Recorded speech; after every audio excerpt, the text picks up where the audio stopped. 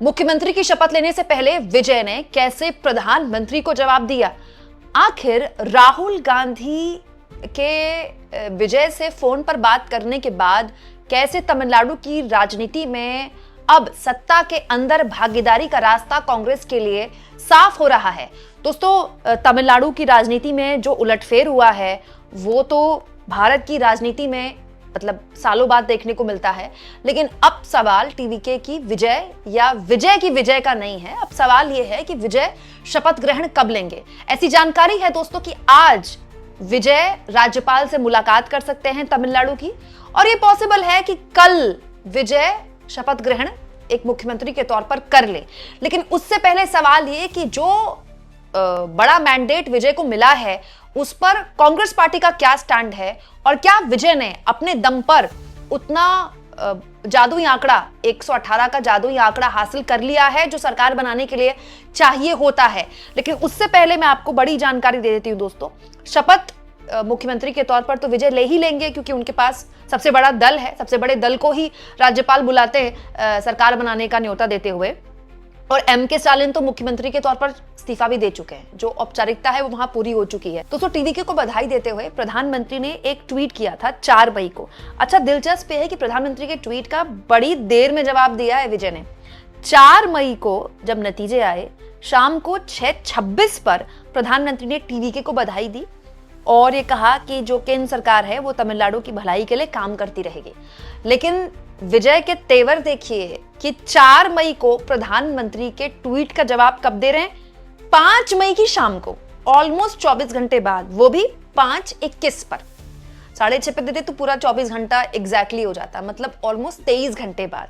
ये बताता है कि विजय का जो एक पूरा विचारधारा की लड़ाई जो विजय लड़ते रहे बीजेपी के खिलाफ, उसको चुनाव के बाद भी आगे बढ़ाते हैं। हालांकि धन्यवाद किया उन्होंने प्रधानमंत्री को। अच्छा, प्रधानमंत्री को टैग नहीं किया, पीएमओ प्रधानमंत्री के दफ्तर को, क्योंकि ऑफिशियली सीएमओ जो होते हैं, मतलब मुख्यमंत्री का जो दफ्तर होता है वो पीएमओ के कांटेक्ट में रहता है, प्रधानमंत्री का दफ्तर है। The wellbeing of our people remains our only goal, मतलब हमारे लोगों की भलाई ही हमारा उद्देश्य है और हम स्टेट के प्रोग्रेस के लिए काम करते रहेंगे तमिलनाडु के लिए, और हम ये उम्मीद करेंगे कि केंद्र की सरकार हमें सपोर्ट करते रहे। तो एक बहुत ही औपचारिक बातचीत है ये। प्रधानमंत्री बीजेपी जहां चुनाव हारे जीते सबको बधाई देंगे, क्योंकि वो एक औपचारिकता होती है, और उसी औपचारिकता के तहत विजय का ये स्वीकार करना, उनकी बधाई स्वीकार करना और उनसे सपोर्ट की उम्मीद करना, ये भी औपचारिकता होती है। लेकिन इसमें जो कैच है दोस्तों वो है टाइमिंग का। प्रधानमंत्री को 6:30 के 7:30 पे जवाब दे सकते थे, टीवी के 10:30 पे दे सकते थे, लेकिन पूरे 24 घंटे ऑलमोस्ट इंतजार किया गया। ये अपने वोटर्स को और अपनी भविष्य की राजनीति को एक संदेश टीवी के प्रमुख विजय यहां पर दिखाई देते हुए दिए।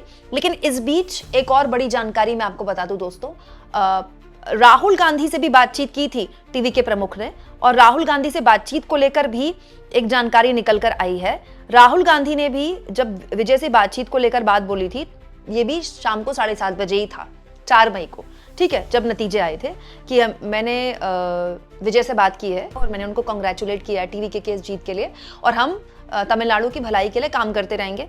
तो राहुल गांधी को भी टीवी के प्रमुख विजय ने उसी टाइम पे जवाब दिया है, मतलब 1 मिनट का ही फर्क है, सेम टाइम पे 5 तारीख को। क्यों? क्योंकि दोस्तों सब जानते हैं कि कांग्रेस पार्टी के 5 विधायकों की दरकार है टीवी के प्रमुख को अपनी सरकार बनाने के लिए। लेकिन वो 5 विधायक जो हैं, मतलब ऐसा नहीं है कि कांग्रेस पार्टी ने कोई बहुत बड़ी जीत दर्ज की है तमिलनाडु में, वो तो उसके 5 विधायक हैं इसलिए, और विजय को अपनी सरकार बनानी है इसलिए उसको 5 विधायकों की जरूरत है उनको। दोस्तों, ये आंकड़ा तो खैर आप जानते ही हैं, 108 विजय की पार्टी ने जीते हैं, जादुई आंकड़ा 118 का। तो कांग्रेस पार्टी के 5, पीएमके के 4, बाकी पार्टियों के सब मिलाकर आते हैं, तो ये आराम से जादुई आंकड़ा पार हो जाता है सरकार बनाने का। सुनने में आ रहा है कि एआईएडीएमके से भी बातचीत चल रही, हो सकता है एआईडीएमके बाहर से सपोर्ट कर दे। तो बहुत सी चीजें हैं जो भी तमिलनाडु की राजनीति में चल रही हैं, चर्निंग चल रही है।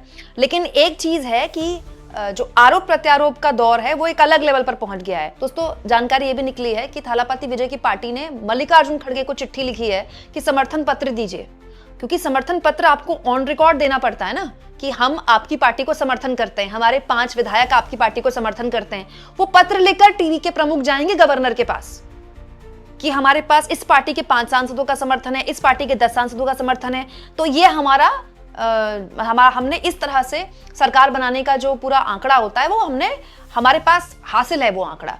तब गवर्नर उनसे कहते हैं कि आइए हम आपको शपथ दिलवाते हैं। तो ऐसी जानकारी है कि टीवी के प्रमुख ने बाकायदा मल्लिकार्जुन खड़गे को इसको लेकर चिट्ठी लिखी है और ये औपचारिकता होती है, कांग्रेस पार्टी को तो वो चिट्ठी देनी ही होगी।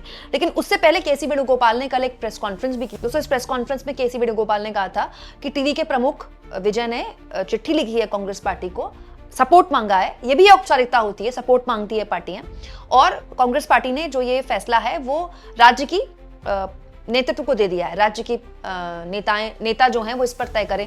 मणिकम टैगोर इस पर बोलना शुरू कर चुके हैं। दोस्तों, मणिकम टैगोर कांग्रेस पार्टी के सांसद अब ये कहने लगे हैं कि टीवीके को इतनी थंपिंग मतलब जीत दी है तमिलनाडु के लोगों ने, तो ये हमारा कर्तव्य बनता है कि हम टीवीके को सपोर्ट करें।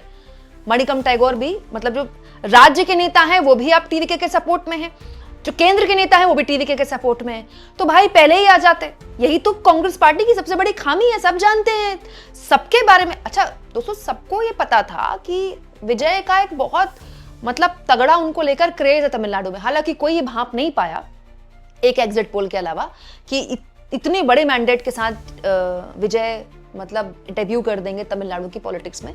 लेकिन इस तरह की बातचीत तो चली थी कि कांग्रेस पार्टी टीवीके के साथ गठबंधन कर ले। आज अगर गठबंधन होता तो कांग्रेस पार्टी, सोचिए, कांग्रेस पार्टी और टीवी के साथ में लड़ते तो पता नहीं दूसरी और पार्टी की जरूरत भी नहीं पड़ती। दोस्तों, ये चर्चाएं चल ही रही थी, तभी अचानक से खबर भी आ गई कि टीवीके के साथ कांग्रेस पार्टी ने आधिकारिक तौर पर न केवल गठबंधन कर लिया है बल्कि सरकार बनाने के लिए पूरा सपोर्ट भी दे दिया है।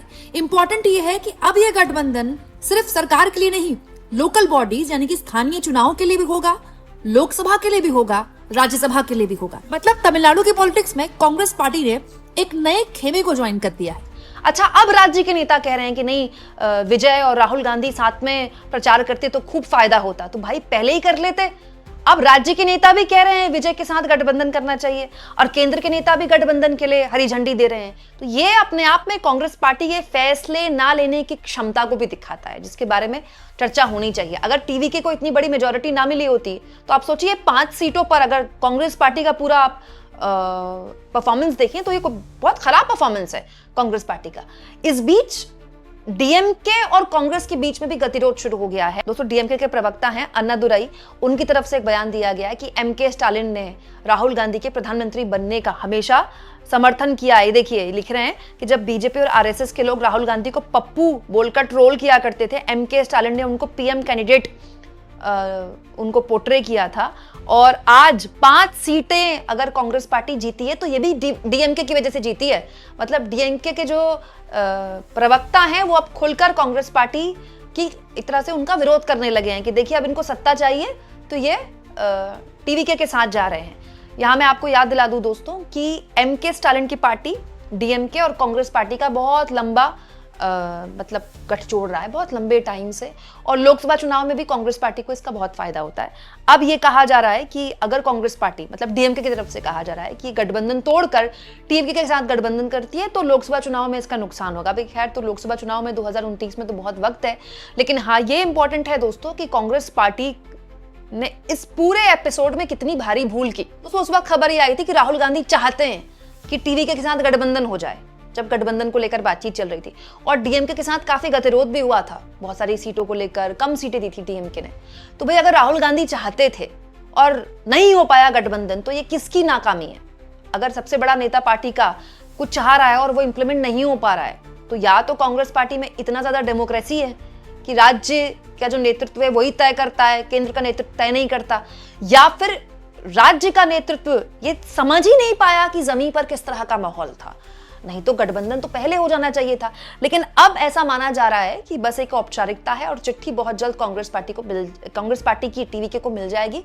आज ही करीब 3:30 बजे के आसपास टीवीके प्रमुख गवर्नर से मुलाकात करने जा सकते हैं और उसके बाद बहुत जल्द वो सीएम के तौर पर शपथ ले सकते हैं।